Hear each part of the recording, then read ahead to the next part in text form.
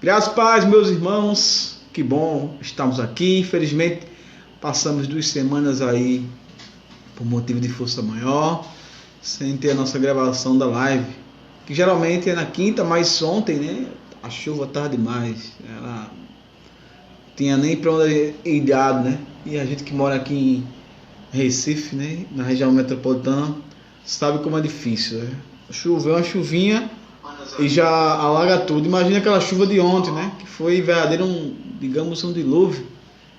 Não cessou 1 minuto sequer. Mas estamos nós aqui para dar continuidade ao capítulo 3 do profeta Zacarias, né? Hoje falando sobre a sua terceira visão, que é a visão das vestes sacerdotais.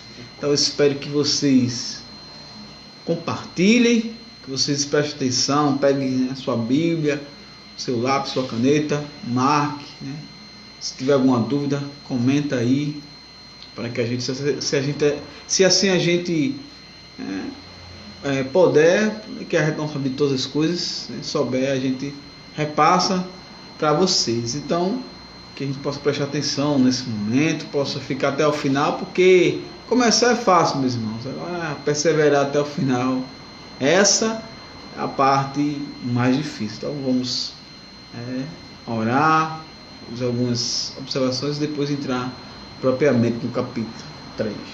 Graça e a paz, igreja.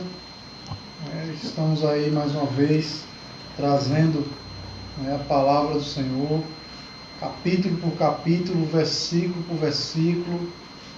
E você que está assistindo aí, compartilhe nas suas redes sociais, né?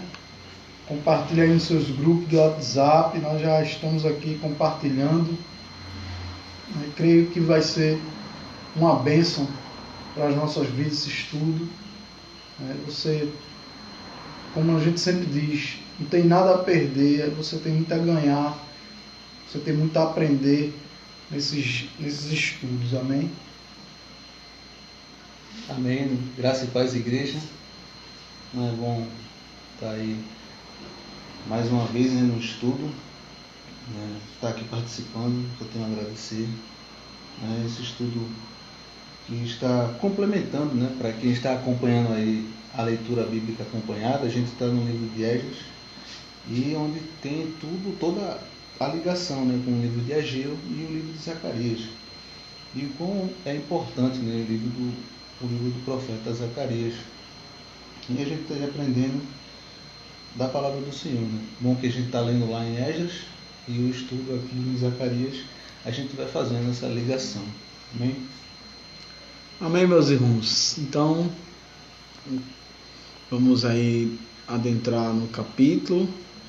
Calma aqui, que eu estou no lugar errado.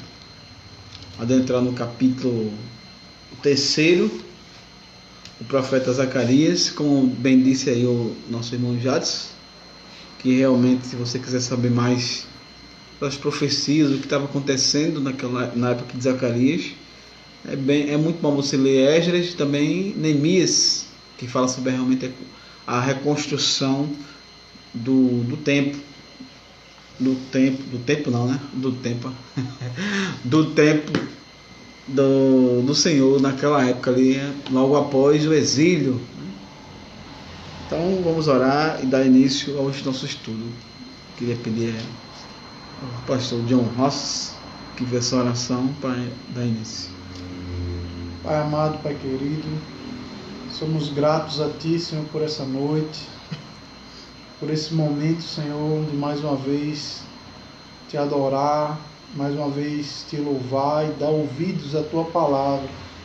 Dar ouvidos, Senhor, àquilo que o Senhor quer falar conosco, não através, Senhor, de pessoas que se dizem que estão falando através de Ti, Senhor, mas através da Tua palavra.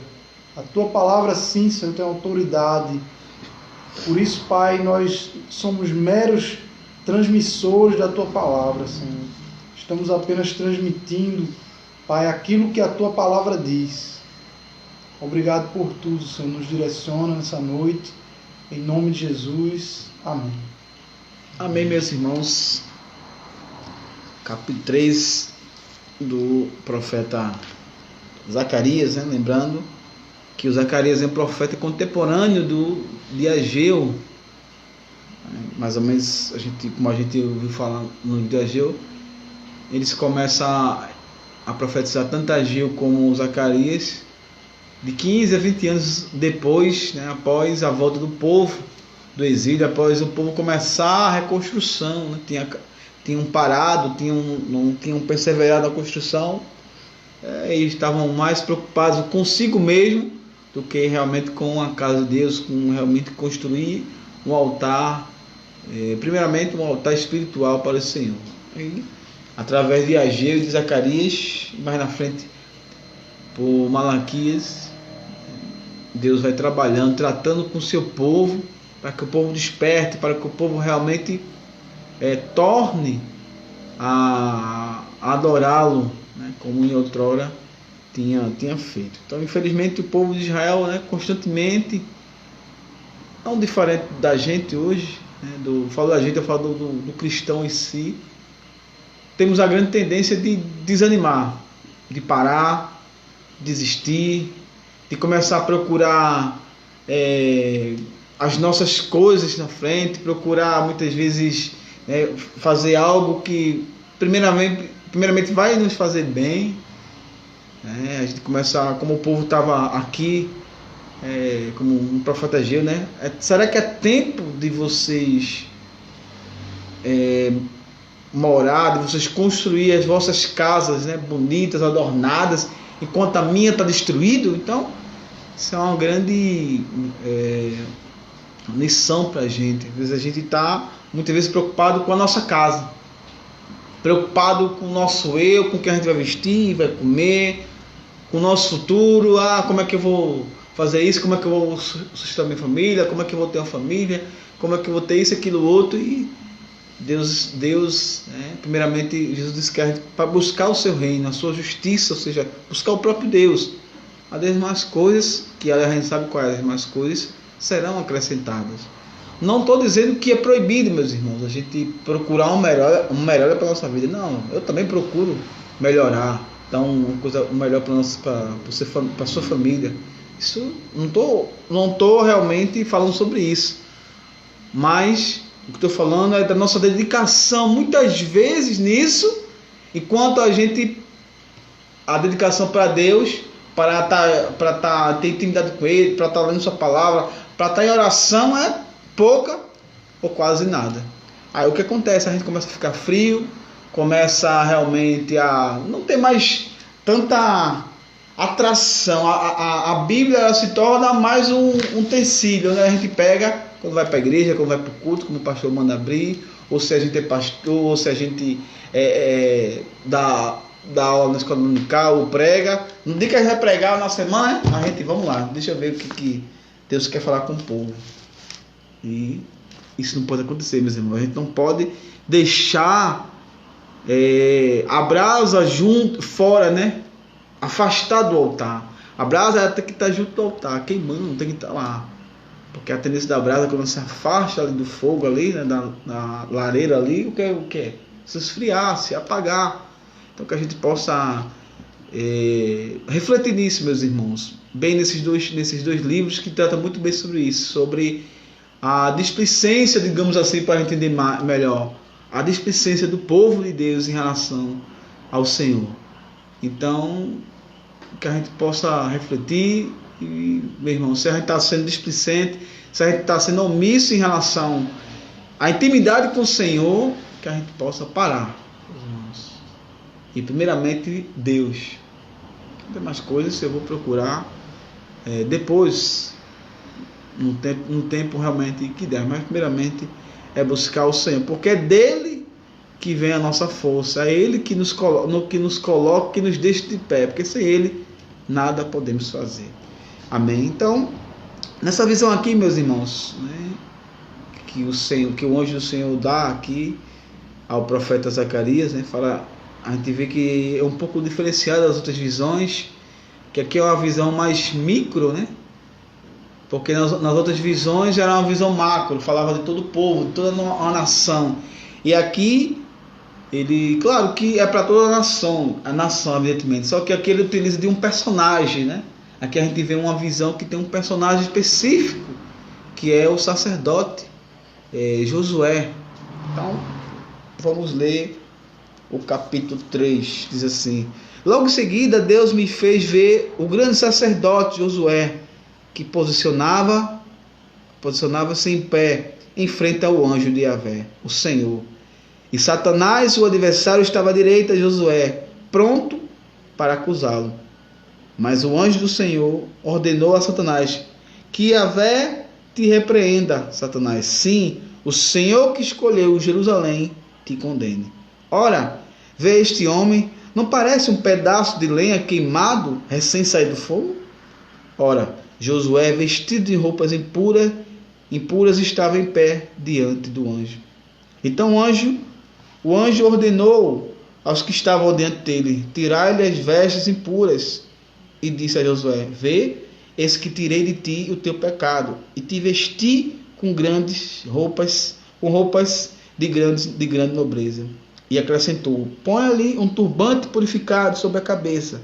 E colocaram um turbante limpo na cabeça e o vestiram. E o anjo permaneceu ali, observando tudo. Então o anjo do Senhor declarou a Josué: assim diz o Senhor dos Exércitos: se andares nos meus caminhos e seguires as minhas normas, serás juiz na minha casa e também cuidarás dos meus átrios e te darei lugar entre os que estão aqui. Portanto, ouve, Josué, sumo sacerdote, tu e os teus companheiros que se assentam dentro de ti, porque são homens que simbolizam eventos futuros. Eis que trarei o meu renovo, trarei o meu servo, o renovo. Porquanto aqui está a rocha que coloquei diante de Josué. Sobre essa rocha, pedra única, preciosa e de prumo, estão 7 pares de olhos. Nela gravarei e retirarei a malignidade desta terra num só dia, garante o Senhor dos Exércitos. E assim, naquele dia, declara o Eterno dos Exércitos: cada um de vós convidará o seu próximo a sentar-se em paz debaixo da sua videira, debaixo da sua figueira. Amém, meus irmãos? Então, é fato que o começo dessa visão está falando aqui sobre santidade, sobre santificação. Não tem como a gente ter outro entendimento aqui, porque mais na frente a gente vê que começa a falar um pouco mais, digamos, para o futuro, falar mais específico sobre Jesus Cristo, sobre o renovo, sobre aquele que vinha, né, que virá no posteriormente. Mas do versículo 1, né, até, digamos, o versículo 5 aqui especifica sobre a purificação, sobre a santificação, começando do sumo sacerdote, porque o sumo sacerdote era o líder religioso ali. Então, o primeiro que tinha que se purificar, que tinha que se santificar, é o líder. Não tem como, né, começar de baixo para cima, sempre é de cima para baixo.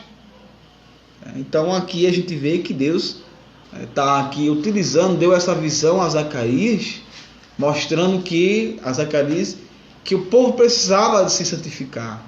E ele estava santificando, começando a santificação através de quem? Através do seu líder religioso, do sumo sacerdote, do Josué. E no mesmo versículo 1, né, onde mostra a visão que Josué estava ali em pé, em frente ao anjo, também estava Satanás à sua direita, pronto para acusá-lo, né? Que esse sempre foi, e até que Jesus volte, sempre será o trabalho sujo, digamos assim, do diabo, de acusar, de colocar o dedo, dizer: olha, é esse aqui que você quer salvar, Jesus, esse aqui, mas esse é assim, é dessa forma, é disso, aquilo outro, esse fez isso, você sabe que ele fez isso, aquilo outro, ele já fez isso, aquilo outro era assim, derrubou, ele matou, a coisa toda. Então, note que até o sumo sacerdote não escapou, que é a visão aqui. da acusação, né? De ser acusado por Satanás, porque ele é o acusador. E no verso 2 diz que: mas o anjo ordenou a Satanás que Yahvé te repreenda. Sim, o Senhor que escolheu a Jerusalém te repreende. Isso é de suma importância, meus irmãos, porque a gente nota aqui, né, que somente na parte, né, B do versículo 2, o Senhor que escolheu a Jerusalém te repreenda. Ou seja, Deus escolheu a esse povo. Então, não adianta você acusar, não adianta você dizer isso, aquilo outro, porque Deus escolheu esse povo. Deus sabia muito bem dos pecados desse povo, por isso que está tratando, está purificando, está santificando esse povo para Ele. E o diabo estava ali, como sempre, para acusar. E eu fico pensando, né, lá em Judas, no capítulo 9, Judas escreve que quando Miguel e o diabo estavam ali, né, digamos, verbal, né? Interessante que tem uma animação que parece que é uma luta realmente de Miguel, do arcanjo, contra o diabo, mas o texto nos diz que foi uma luta mais verbal.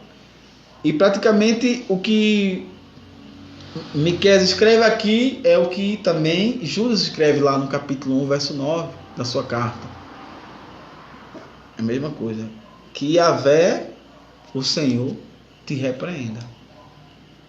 E hoje a gente vê, né, verdadeiros mágicos tomando para si, né, avocando para si a autoridade de Deus.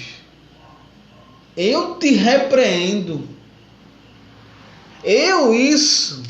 Eu aquilo. Eu determino. Demônio saia. Doença saia. Quem é você, meu irmão? Quem sou eu? Onde o anjo do Senhor, aquele que vive adorando junto com Deus, ali aos pés do Senhor Jesus, diz que o Senhor te repreenda. E a gente vê aí, né? Mas, Anderson, eles falam em nome de Jesus. Claro, meus irmãos. Porque eles não são também tão bestas, né? Eles conhecem muito bem a história dos 7 filhos de Cefas, né? Lá no livro de Atos, que foram tentar expulsar um demônio. Ali, né? Viram Paulo expulsando demônio e disseram: vamos fazer isso aí, né? Chegaram para o camarada endemoniado: olha, em nome do Deus que Paulo serve, eu te repreendo. Aí o demônio disse: olha, Jesus eu conheço, Paulo eu conheço, mas vocês não. Então, a Bíblia fala que o demônio, né, deu cacete em tudinho ali. Eles foram humilhados em praça pública. Então, meu irmão, cuidado, meu irmão. Nesse eu te repreendo. Saia. Eu determino. Não, meu irmão. A gente não repreende ninguém. A gente não determina nada. A gente não cura ninguém. Não liberta ninguém. Quem faz isso é Deus. É Ele que tem a autoridade. É Ele que tem o poder. O anjo do Senhor nos ensina isso. Ele fala para o próprio Satanás: olha, que o Senhor que escolheu Jerusalém te repreenda. Aí você, o que somos nós diante de um anjo de Deus? Que em poder e em glória é anos-luz na nossa frente. E mesmo assim chega e diz: olha, que o Senhor te repreenda. Ele poder chegar a dizer: saia, Satanás! Eu sou o arcanjo Miguel, o anjo Gabriel, não sei o que é lá. Porque a turma fica fazendo esses vídeos aí para ganhar like aí com não sei o que, os 7 anjos, não sei do que, os arcanjos mais poderosos, não sei onde que eles acham esse nome, mas eles acham lá. Não, é que a gente nota que o anjo diz: olha, que o Senhor te repreenda, Satanás, porque o diabo estava pronto para acusar o profeta, o sumo sacerdote. Assim como o diabo sempre está pronto, meus irmãos, a nos acusar. Por isso, meu amado, minha amada, cuidado. Se você tem essa mania de dizer: eu te repreendo, seja curado, seja curada, seja liberto, isso, aquilo, outro, cuidado para você não passar vergonha. Porque quem tem a autoridade e o poder é o Senhor. Você não tem nada, eu não tenho nada. somos meros cooperadores. Meros cooperadores. Apenas servos, meu irmão. Só isso. Só isso. Então, reflita bem nisso. Você que tem, né, a grande mania, muitas vezes, de estar na igreja. Porque lá a igreja é assim. A gente fala isso aqui com propriedade, meus irmãos.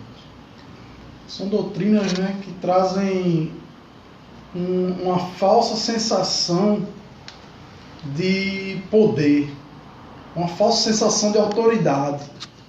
A pessoa acha que tem poder.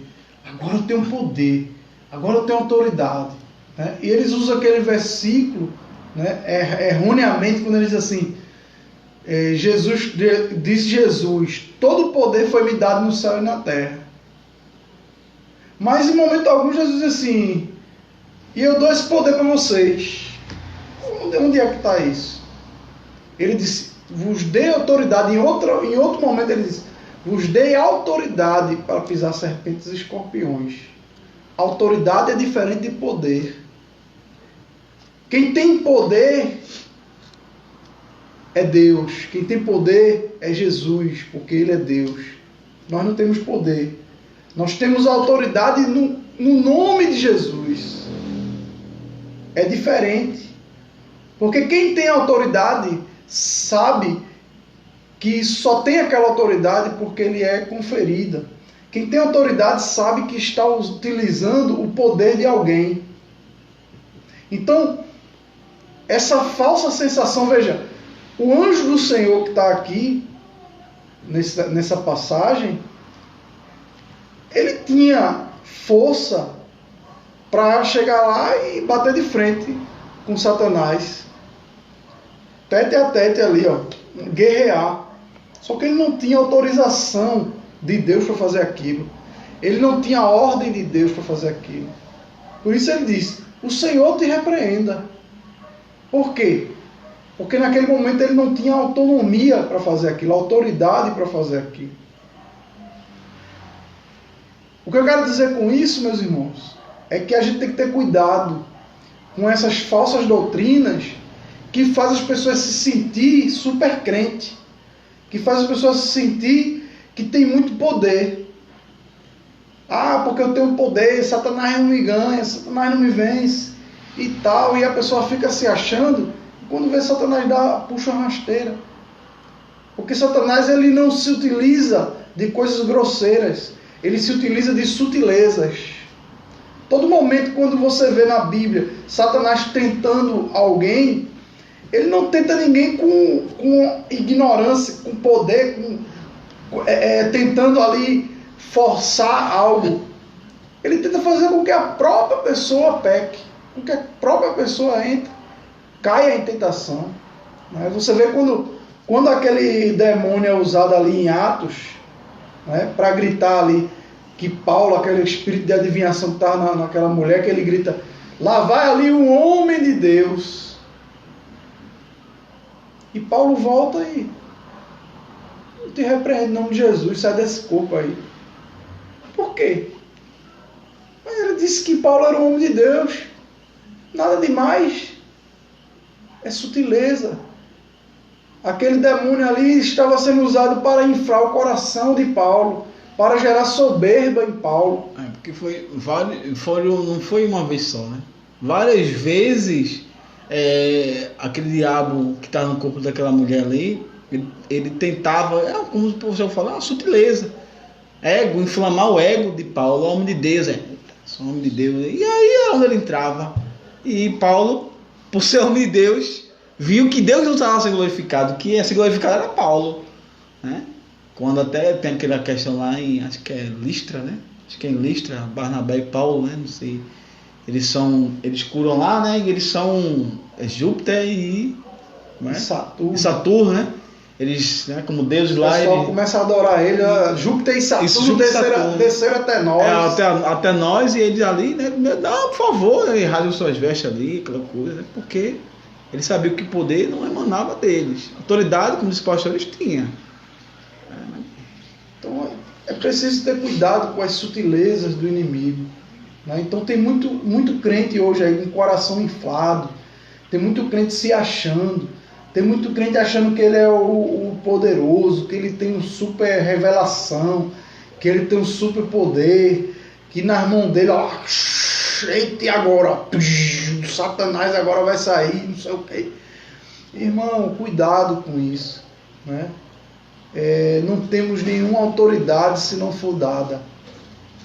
Isso. Então a gente tem que ter cuidado. O inimigo se utiliza de sutilezas, né? Então todo momento, né, eu vou voltar a repetir isso para que você entenda de uma vez por todas. Todo momento o inimigo utiliza-se de sutilezas. Olha, Eva, não foi bem assim que Deus falou, não. Então veja, é tudo sutileza. Quando ele chega para Jesus para tentar o próprio Jesus, diz: olha, se tu és o Filho de Deus, atira-te daqui abaixo. Se tu és o Filho de Deus, veja que ele não chega com arrogância, ele não chega com ignorância, ele é muito educado, entendeu? Porque ele sabe onde é que ele tem que atingir. Ele não pode entrar diretamente, ele tem que fazer a pessoa errar. Por isso que a Bíblia diz: vocês não foram tentados senão pela vossa própria cobiça. Então o inimigo ele vai tentar as pessoas pela sua cobiça, pelos seus desejos, e ele vai com essa sutileza: olha, se tu és o Filho de Deus, transforma essa pedra em pão. Sutileza, meu irmão. Então, cuidado, porque às vezes você está achando que está repreendendo o Satanás, quando na verdade você não está repreendendo nada. Quando na verdade você não está fazendo nada. Você repreende Satanás quando você anda em santidade. Você repreende Satanás quando você anda de acordo com a palavra de Deus. É assim que você repreende Satanás. Você repreende Satanás quando você glorifica e faz a vontade de Deus. Só abrir a boca para dizer eu te repreendo não vai mudar em nada. Não vai mudar em nada, a não ser, claro, que tem um demônio ali manifestado naquela pessoa. Aí você vai utilizar-se da autoridade do nome de Jesus, vai impor as mãos e a Bíblia diz que o demônio vai sair. É diferente. Mas na nossa vida em geral não é assim. Então a gente tem que entender como funciona o mundo espiritual, entender como funciona a sutileza do inimigo, para que a gente não venha a cair em tentação.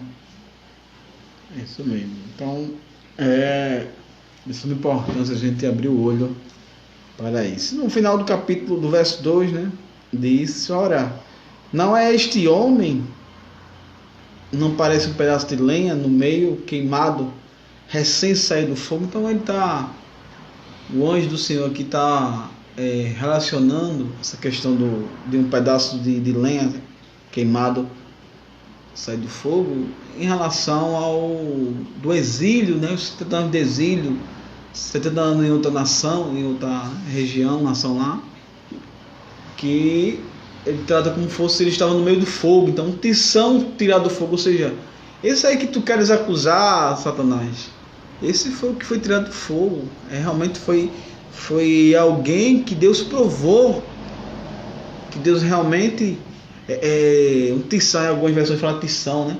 Um tição tirado do fogo. Então, ou seja, não é qualquer um que você está querendo acusar. Então, a gente, mais uma vez, né, se o diabo não deixou tentar nem a próprio Jesus, né, o Filho de Deus ali, e quanto mais eu, você, Optel, né, qualquer um. Então é bom a gente estar bem ligado e, né, só reiterando para esse pastor: cuidado, meu irmão, são sutilezas.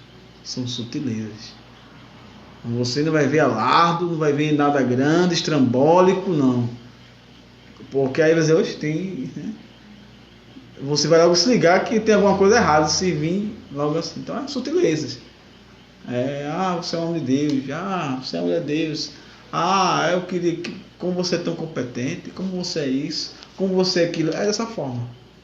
Então, porque o diabo sabe que depois que começa a inflar o coração do homem, ele vai realmente, a primeira coisa que ele vai fazer é pecar contra o Senhor, porque vai se tornar soberbo, e Deus resiste ao soberbo. Verso 3 diz assim: ora, Josué, vestido de roupas impuras, estavam em pé diante do anjo. Então o anjo ordenou aos que estavam diante dele: tirai-vos as vestes impuras. E disse a Josué: vê, eis que tirei de ti o teu pecado e te vesti com roupas de grande nobreza. Então, mostrando, né, que Deus estava tirando o pecado do meio do povo. Porque Deus é o único que pode tirar o pecado do meio do povo. As vestes impuras é Ele que pode trocar, que é Ele que pode dar. Então, não adiantava sacrifício, não ia adiantar fazer isso, aquilo, outro, se Deus não perdoasse o povo. Se Deus realmente não trocasse. Quem santifica é o Senhor, meus amados. Quem santifica não é uma roupa, não é uma saia longa, não é andar de calça jeans, não é andar com Bíblia aqui, não é deixar de fazer isso, aquilo outro. Não. Quem santifica é o Senhor. Entendeu? Então, muitas vezes a gente observa que doutrinas os homens colocam doutrinas para a santificação. E não existe, meu irmão. Não existe isso. Dizer que uma roupa vai santificar, que um brinco vai santificar, que um batom vai santificar, que não comer tal coisa vai santificar, que ir para o monte vai santificar, orar no monte, que ficar de joelho, olhar de joelho vai santificar, se não empatar o lugar vai santificar, isso, aquilo. Não tem nada disso. Porque a gente lê a Bíblia e vê que os profetas, os apóstolos, muitas vezes estavam em lugares realmente que, se fosse hoje, como é que pode? O próprio Jesus, com que Jesus andava muitas vezes? Estava ali, andava não, né? Se assentava para ensinar a palavra. Publicanos.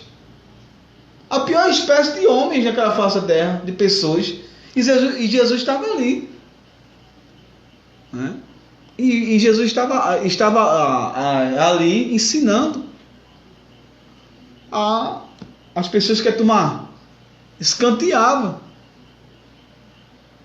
Jesus tinha como os seus discípulos, quem? Mateus.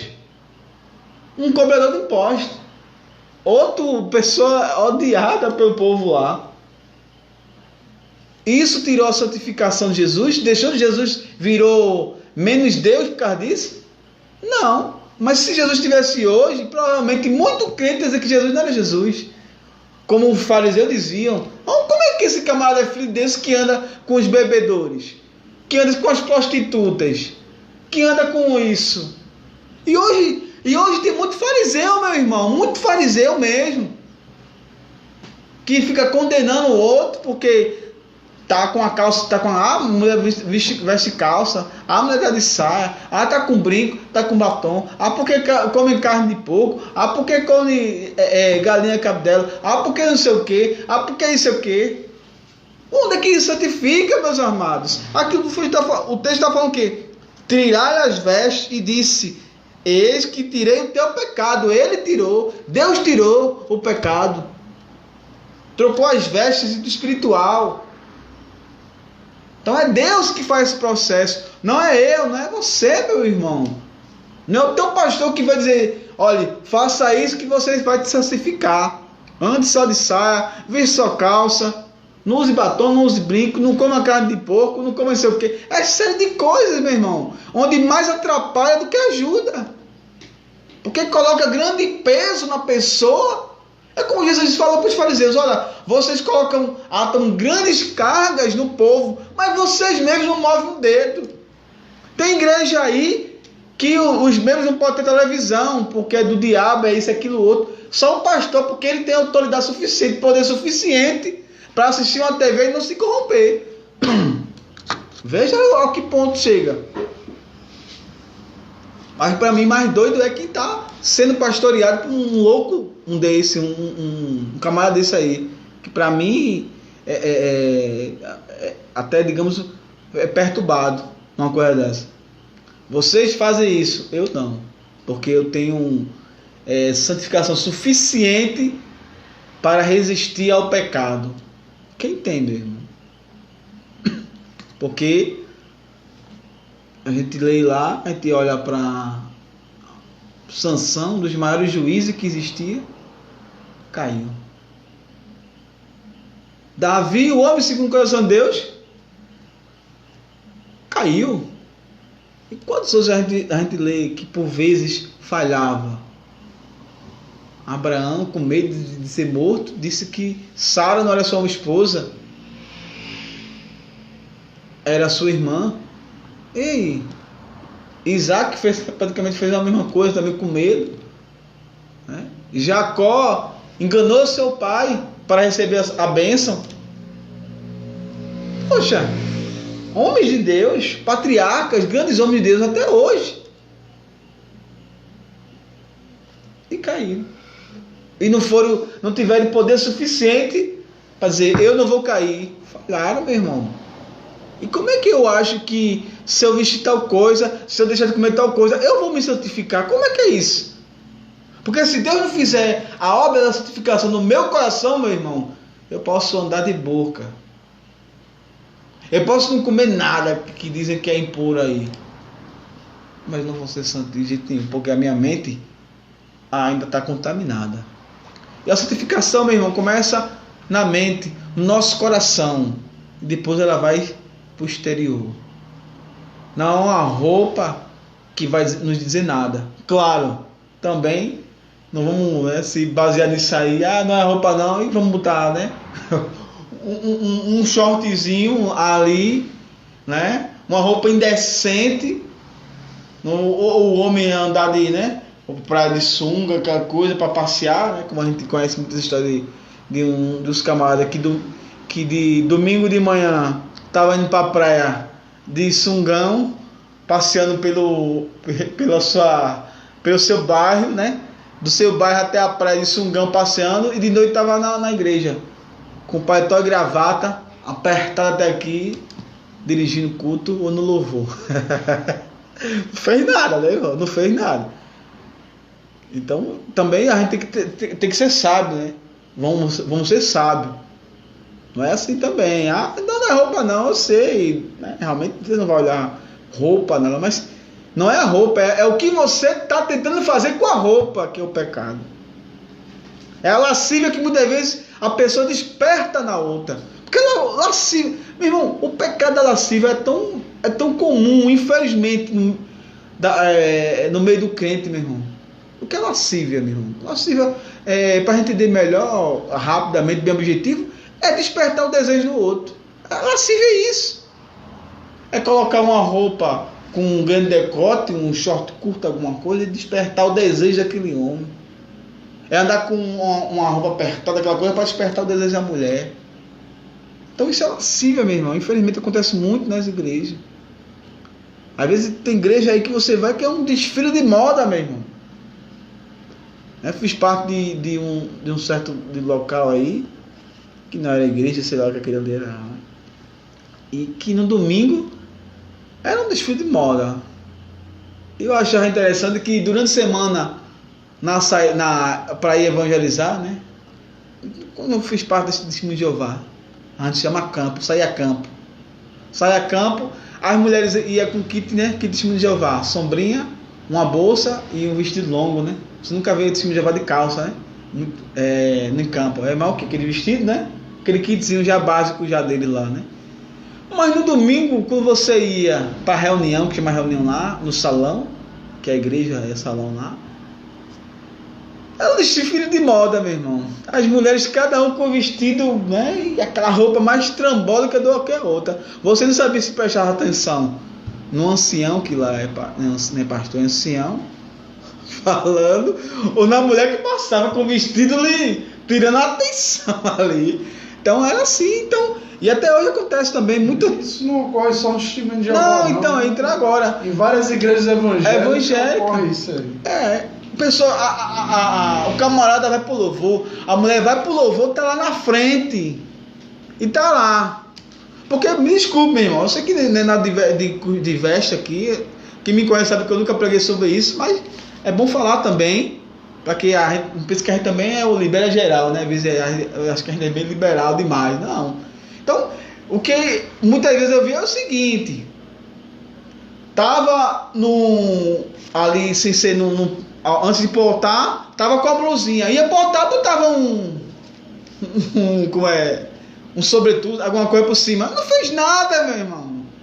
Porque você já passeou a igreja todinha, já veio da sua casa até a igreja, despertando desejo nos homens na rua, dentro da igreja, muitas vezes do seu pastor.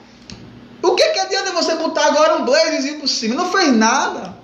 A mesma coisa é o homem, vem com apertada, aberta, alguma coisa assim, aí quando vai lá, gravatinha, não fez nada, meu irmão. Porque você já pecou, primeiramente você botou a roupa que é indecente e se sentiu bem. Já pecou aí, já.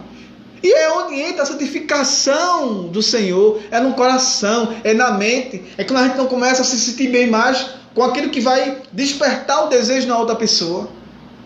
Meus irmãos, somos seres extremamente, realmente voltados ao pecado, a cair, meu irmão.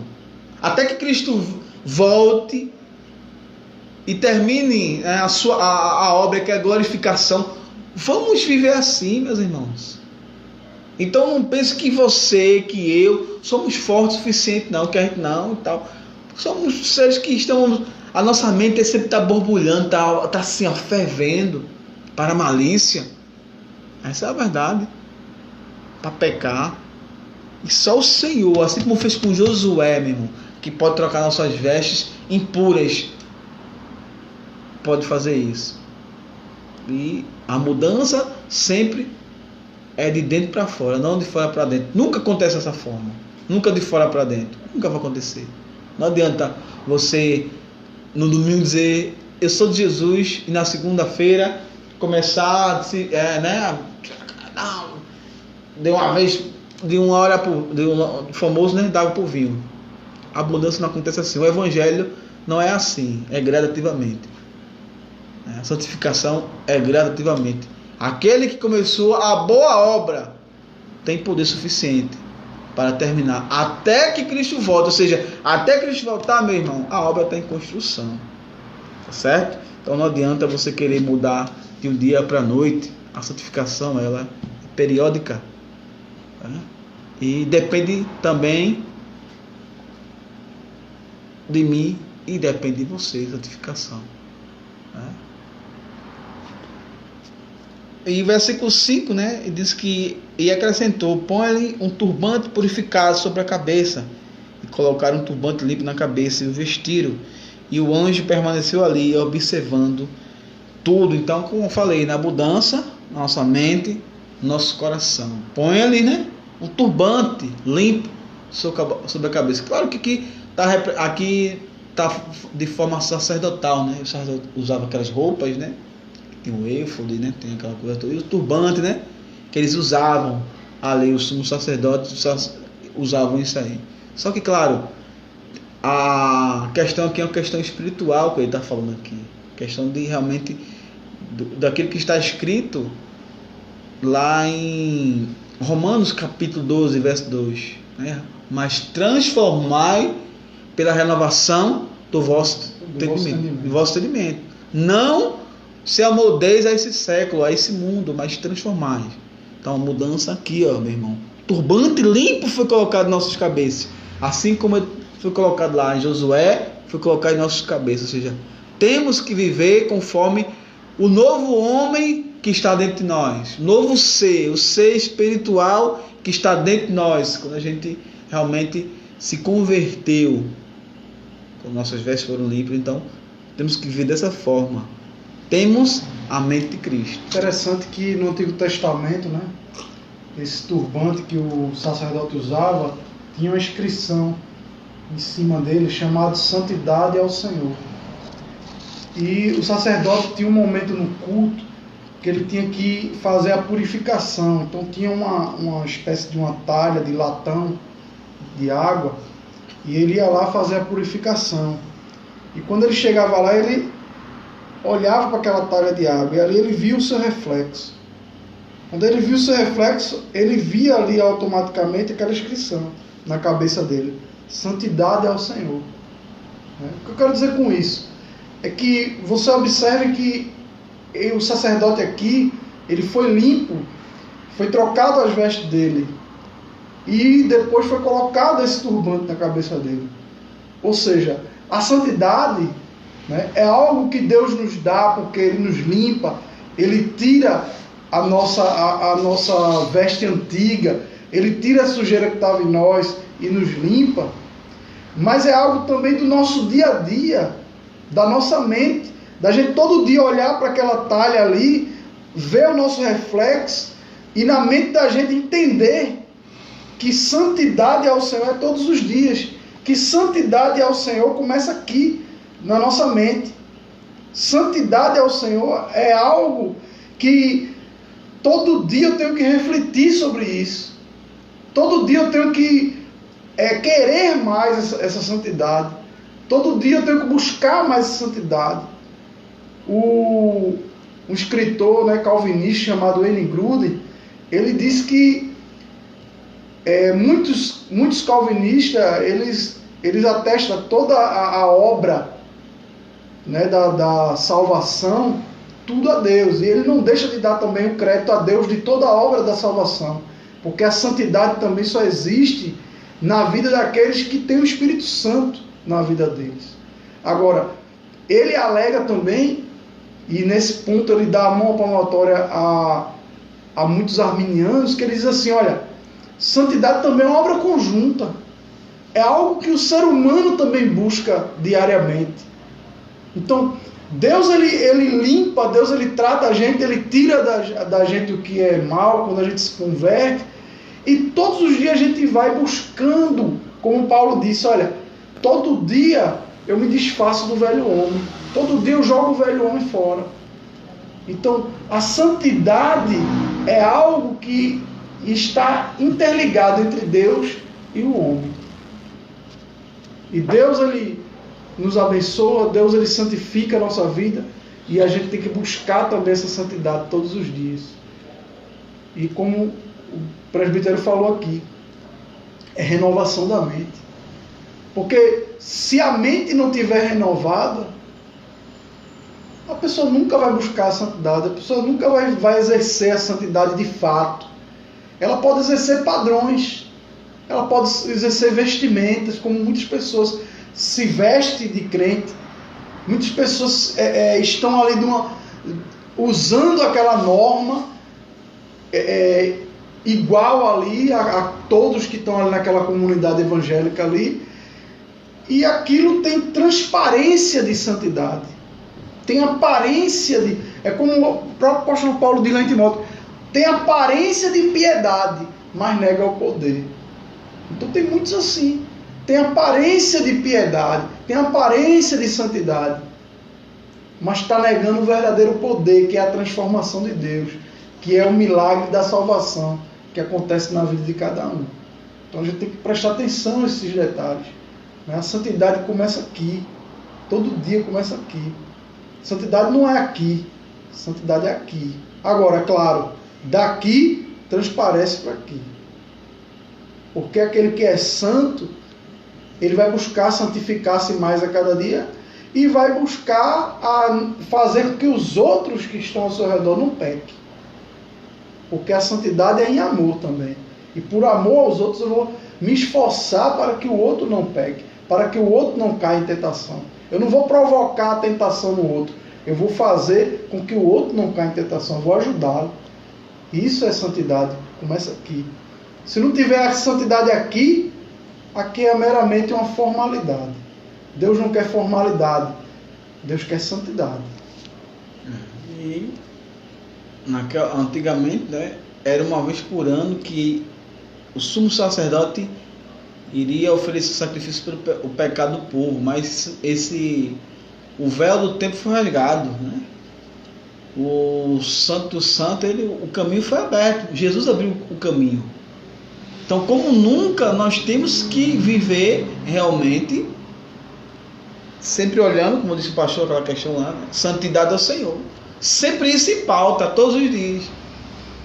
Porque naquela época o sacerdote só ia na hora que ele ia fazer algum outro sacrifício, mas ele não vivia sacrifício. Não era assim constante como a gente vive. Não era assim. Mas hoje é diferente. Hoje é diferente. Hoje estamos em constante oferecimento, né? Oferendas a Deus, oferecer nossa vida a Deus. Então, que constantemente a gente, quando vai fazer alguma coisa errada, leia Santidade ao Senhor. É uma obra conjunta, como bem disse aqui o pastor, né, do escritor o Wayne Grudem. Realmente é isso, é uma obra conjunta, não tem como, irmão. É algo que muitas igrejas, ou muitos irmãos, deveriam pensar claramente. Como o presbítero antes falou, o véu foi rasgado. E ali, como antigamente, eles ficavam na presença do Senhor uma vez por ano. E aquele que estava em pecado, que entrava ali, era fulminado. Hoje, pela graça do Senhor, né, que estamos na presença de Deus perante, né, banhados pelo sangue de Cristo, por isso, né, pela sua graça, nós somos fulminados, né? E agora imagine que você está 24 horas na presença do Senhor. Então, isso requer de nós até um cuidado, né, um respeito, até uma forma de realmente de ter essa transformação do entendimento, para que a gente seja mais maduro e seja mais, né, compreensível também, que venha entender o quanto isso é sério. Não estou dizendo que a gente não vai conseguir, né, não ficar sem pecado, isso é impossível mesmo, mas que a gente venha a ter mais sensibilidade, né, e pedir orientação realmente ao Espírito, para que venham... Diminuir a porcentagem. Porque cada dia, né, eu estava até escutando um dia desse, o professor ele falou algo bem interessante, né, que disse assim, né, também não me entenda mal. Ele falou assim, olha, eu peco tantas vezes por dia. Aí o irmão parou e disse, olha, então tem algo errado aí. Porque a cada dia, desde o momento que a pessoa aceita Cristo, ele vem listando e cortando. Isso eu não faço mais, isso eu não faço mais. Então a cada dia a gente vai progredindo em santificação, progredindo em conhecimento a Deus, né? Aquilo, a gente não pode regredir, mas sempre progredir. E é aquilo, né? É um processo, santificação é um processo na vida de todo cristão. Nem ficar estacionado, né? Exatamente. Um exemplo aí, o cara estava estacionado, ó.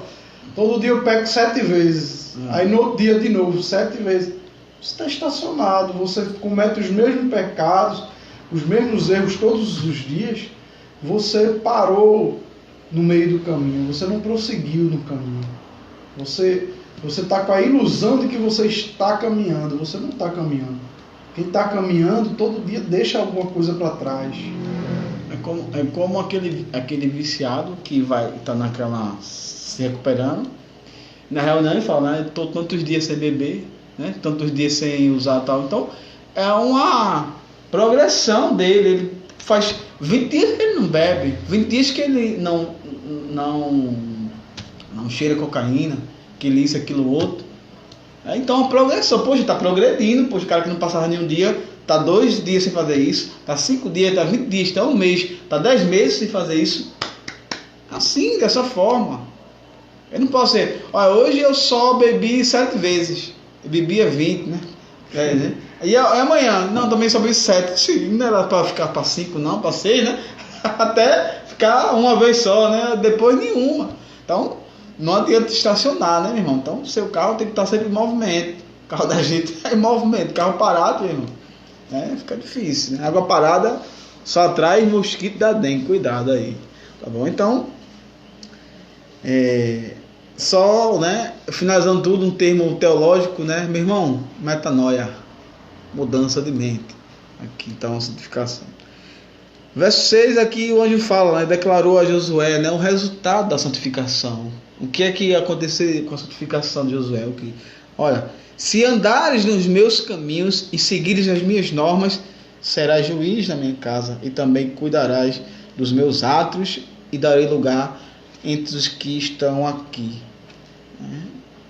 Então, verso 8, né, portanto, ouve, né, Josué, sumo sacerdote, tu e os teus companheiros que estão dentro de ti, né?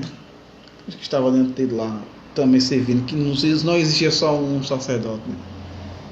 Que são os que simbolizam que ele passa mais para eventos futuros, né? Mais para a questão escatológica, digamos assim, mais voltado mais à questão de Cristo, né? Do seu renovo que virá. Então, mas voltando para o verso 7, o resultado, né? Será juiz na minha casa, né? Se andares nos meus caminhos, né? E se seguires as minhas novas, né? Se completando, né? Nos traz a lembrança de Deuteronômio, né?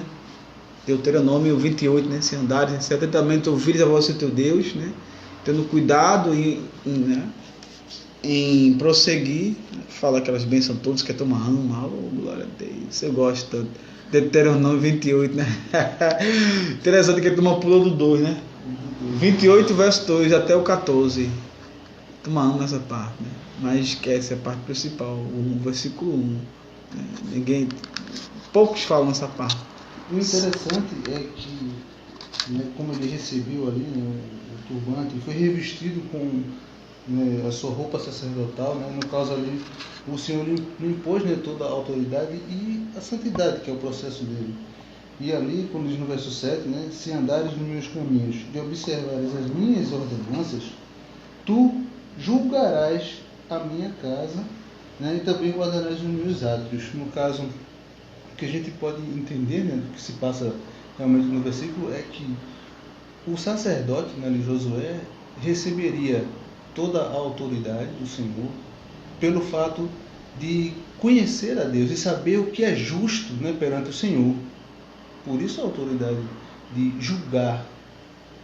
Muitas vezes, assim, a igreja, né, trazendo aqui para os nossos tempos, nós estamos sendo mal compreendidos. Eu digo nós, assim, a questão da igreja em forma geral, né? Porque esse era o papel da igreja, de julgar o mundo, já que nós somos representantes do Senhor, recebemos a autoridade, lógico, aquele que está aos pés da cruz, aquele que está ali em oração e perseverança, porque ele entende e sabe a vontade do Senhor, né? E tem ali a autoridade de julgar o que é errado, né? O que não é da vontade do Senhor.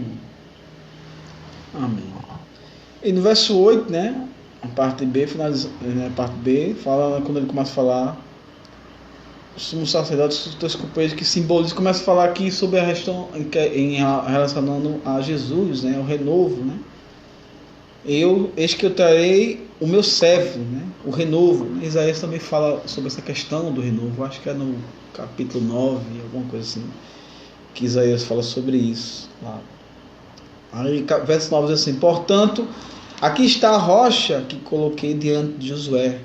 Sobre essa pedra única, preciosa e de prumo, estão os 7 pares de olhos. Nela gravarei e retirarei a malignidade desta terra num só dia, garante o Senhor dos Exércitos. Evidentemente, meu irmão, que essa rocha, essa pedra única, né, aqui, relacionando com lá naquela época, né, existia uma pedra preciosa, né, num turbante lá do sacerdote lá. Só que essa pedra aqui é evidentemente que falando sobre Jesus Cristo, porque o próprio apóstolo Pedro, né, fala muito sobre essa questão, né, sobre Jesus, né, a pedra onde o fundamento, né, ali. Então, a igreja do Senhor, ela está fundada na pedra, na única pedra preciosa. Só existe uma pedra preciosa, né? A pedra fundamental, né? Que é o que colocam, né, como se faz, né, uma grande obra, né? Uma casa, né? Coloca uma pedra lá, né? Pedra de esquina, pedra fundamental. Pedra de esquina. Então isso é algo que se utiliza até da construção civil para ter o entendimento melhor. Então Jesus é essa pedra aqui. Ele deixa bem claro que é alguém, né? Porque ele coloca aqui no final do verso 8, né? Farei vir o meu servo, né? O renovo. Né? E esse renovo é a pedra. Aí ele coloca no 9 que esse servo dele, que é o renovo, é a pedra. E ele vai tirar num só dia a malignidade do mundo. Ou seja, na cruz, né? Foi tirado ali o pecado da humanidade num só dia, né? Então, deixa bem claro aqui o Messias, né? Então, pressa de prumo, né? Estão 7 pares de olhos, nela gravarei e retirarei a malignidade, né? De um só dia, no só dia, garante o Senhor. Ou seja, o que é isso? O termo teológico, justificação. Um só dia. Justificação, a salvação, ela se divide em 3, né? Justificação, santificação, que a gente falou anteriormente, e glorificação, que é o último estágio, o último passo, né? Para a gente realmente viver uma vida de eternidade ao lado de Jesus, que é a transformação do nosso corpo, onde, se você quiser entender mais um pouco sobre glorificação, você pode ir lá, capítulo 15 de 1 Coríntios, Paulo fala muito bem sobre essa questão de glorificação, você vai entender bem lá. Então, esse renovo vai trazer a justificação num só dia. Como é que se tira um pecado num só dia, né? O escritor de Hebreus, no capítulo 10, diz que todo, né, através de um só sacrifício, todos os pecados foram perdoados, de todo mundo, né? Então, você aí quer dizer, como assim, de todo mundo, né? Os calvinistas têm um grande problema com todo mundo. Não tem problema nenhum. Mas o texto, todo mundo é todo mundo ali, não tem para onde você correr não. Então, um pecado de todos, de todo mundo. Só que infelizmente nem todos vão querer realmente esse sacrifício. Essa explicação, não vejo qual a dificuldade disso aí, de se falar isso. Não, o sacrifício de Cristo, né, como se fala a palavra, foi para todo mundo. A oferta da graça é para todos. Nem todos vão querer. Né? Todos tem muitos vão endurecer o coração, dizer, não quero. Eu não acredito nisso aí não. Isso é coisa óbvia, não tem muito que, não sei porque, qual é a dificuldade, a grande dificuldade com essa palavra, todos, né? E o sacrifício do renovo de Jesus Cristo, num só dia, né, tirou todo o pecado. Não precisa mais de sacrifício nenhum. Ninguém precisa mais ser morto. Você não precisa fazer mais nada para que seu pecado seja perdoado. O Senhor Jesus, o renovo, já fez esse trabalho. E finalizando o versículo 10, né? E assim, naquele dia declara o Eterno dos Exércitos: cada um de vós convidará seu próximo para sentar-se debaixo da sua videira e debaixo da sua figueira. Evidentemente, meus irmãos, isso aqui é uma clara, né, analogia ao reino milenar de Cristo, né? Tranquilidade, né? Debaixo da figueira, aquela coisa toda. Então, na primeira parte do capítulo da visão, a gente vê que é falando realmente sobre a questão da santificação. E santificação é essa que só vai se concretizar aqui com o renovo, com a pedra, né, fundamental, com a pedra preciosa que é Jesus Cristo. E através do que? O primeiro passo é a justificação. Não existe primeiro santificar. Primeiro tem que haver a justificação. Tá, meus irmãos? Então, não pule esse estágio. Não pule esse estágio, porque não tem como você pular esse estágio. Não tem como você se santificar, querer ser uma nova pessoa, se você não tem esse primeiro passo, que é a justificação. Que é realmente ter o Filho de Deus como teu Salvador. Não tem como você ser diferente se Jesus não te fez, não te deu uma nova vida. Se Jesus não cobriu a tua vida do seu sangue, não tem como você viver uma vida diferente. Não tem como você ser uma pessoa diferente. Se não for Jesus, meus irmãos, não vamos para canto nenhum. Ou é Jesus ou é nada. Só vai ao Pai, a não ser, ninguém vai ao Pai a não ser por mim. O próprio Cristo nos disse isso. Então não tem como você querer uma vida diferente se você não quer Jesus. Se você não tem uma aliança com Cristo, meus irmãos, você nunca vai conseguir a salvação. Porque só existe um Salvador, um mediador. Você não vai diretamente a Deus. Você nunca vai fazer isso. Existe essa hierarquia, é Jesus. É Ele que intercede por nós. E Deus só escuta se vir interceder, né? Se Jesus interceder por nós. Por isso que Jesus diz, olha, orai assim, sempre o quê? Em meu nome. Tudo que vocês pedirem em meu nome, para a glória do Pai, né? Vos será atendido. Então, é o nome de Jesus. É Jesus que fez todo o trabalho. Foi Ele que nos justificou. É Ele que nos santifica. Mas primeiro tem o primeiro processo. Justificação, meus irmãos. Então, primeiramente, se converta, meus irmãos. Faça uma aliança com Cristo para que você possa ter uma vida diferente. Ah, fulano mudou, que isso, aquilo, outro. Ele se converteu a Cristo? Não, então me desculpe, mas eu não tenho muita confiança nessa mudança dele. Mas quando é Cristo que muda, meu irmão, realmente, a gente vê a notoriedade, a gente vê que realmente a pessoa mudou, que a pessoa é uma pessoa diferente. Porque o Cristo fez a obra na vida dela. Porque Jesus Cristo justificou o pecado dela, pagou a sua grande dívida, né, por ela. Mas se não houver justificação, meu irmão, não há o segundo processo, que é a santificação. Então não vai adiantar você querer fazer isso, aquilo, outro, se primeiramente você não fez uma aliança genuína com Jesus Cristo. Então, por isso que, meu irmão, a gente já vem, todo o capítulo a gente está vindo aqui explicando e vem aplicando ele, mas vale a pena salientar, sobre a questão, na primeira parte, que fala sobre a santificação. E vale a pena lembrar que, cuidado, você não tem poder, foi te dado autoridade no nome de Jesus. O poder de Jesus, a autoridade é dele, ele te concedeu, foi uma concessão, né? Jesus nos concedeu, fez uma concessão para a gente, mas somos meros colaboradores, né?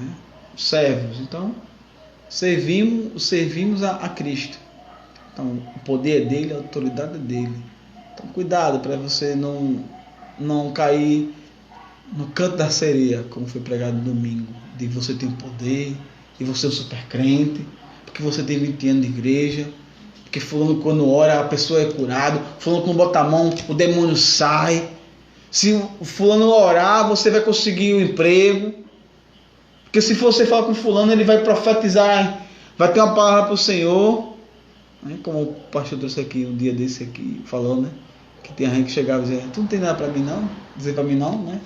É ver a forçação de barra. Fulano, tu não tem não. Provavelmente esse fulano já tinha dito algumas outras coisas, que ninguém é do nada na pessoa, né? Provavelmente esse fulano era o profeta do ambiente, o profeta do ambiente, profeta regional, né? E a turma vai nele, mas por quê? Através da sutileza, o diabo derrubou aquele camarada ali. E ele está com o coração tão inflado que as pessoas vão a ele. E aí, Jadson, me diz alguma coisa aí? O que Deus falou contigo a meu respeito? Interessante, meu irmão, que dificilmente tem uma coisa bíblica ali. Sempre ou é assim, ou é 8 ou 80. Esses profetas geralmente são assim, né? Porque existe profeta de igreja mais conservadora e de igreja mais liberal. Quer de conservadora ou liberal? Liberal, a melhor parte é que você é menos aos deuses. No coração de Deus, você é o centro. Misericórdia. Né? Você vai ser abençoado, as bênçãos vão te seguir. Você nasceu para ser cabeça e não cauda. O diabo está debaixo do teu pé. Isso é o profeta liberal. Agora é o profeta conservador. Olha, meu irmão, se converse e conserte, porque senão tem um leito para você. Tem uma cova aberta. Deus mostrou que tem uma cova aberta. Isso é o profeta conservador, né? O cara quer mais. É o profeta muitas vezes que se acha o Elias da vida, o profeta antigo, o Samuel lá. Então, todos os dois estão errados. A profecia, né? Sei que tem uma ex-namorada minha que até hoje está A gente tá esperando o leito dela. Faz mais de 20 anos isso. O leito, né?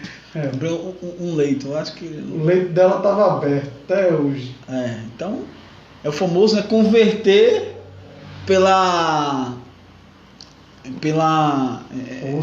força, não vai. E por você não vai, meu irmão. Se a obra não vir por Cristo, se não for Jesus, não dá. Já aproveitando e deixando aqui a deixa, né? Nem por força, nem por violência. Né? Agora vai ficar para a próxima semana. Dando spoiler aí da próxima semana. Então, meus irmãos, cuidado. Você apenas tem, né, como é que se chama uma pessoa que tem uma concessão? Não sei qual palavra é essa. Que se dá. Sabe aí, pastor? O senhor que é um cara mais... Tô querendo captar a vossa mensagem aqui. Não, quando a pessoa recebe a concessão de alguma pessoa, concedeu tais pessoas, tal poder àquela pessoa, tal autoridade. Existe a palavrinha, é um preposto, né? Bom colocar assim, né? Um preposto, um representante. Então a gente somos apenas prepostos, representantes, meu irmão. Mas a autoridade, o poder é dele. Então cuidado, para o diabo não te enganar nisso aí. Depois, meu irmão, a gente viu que a santificação começa, é Deus que começa a santificação. É uma obra conjunta, mas tem que começar por Jesus Cristo. Ele que tem que trocar minhas vestes. E eu tenho que pedir subsídio ao Espírito Santo para não sujar ela novamente, para não manchá-la novamente. Eu tenho que viver conforme no verso 5, o versículo 5 fala, o turbante. O novo entendimento, o turbante limpo foi colocado na tua cabeça. Você tem uma mente nova, a mente de Cristo, como Paulo fala. Escreve aos Coríntios. Como Paulo também fala aos Romanos capítulo 12. Não vos conformei com a sua situação. Que eu sou fraco, eu sou isso, aquilo outro. Quando Jesus disse a carne é fraca, não foi um alento para o pecado. Pode pecar, porque a carne é fraca. Não, foi um aviso, a carne é fraca.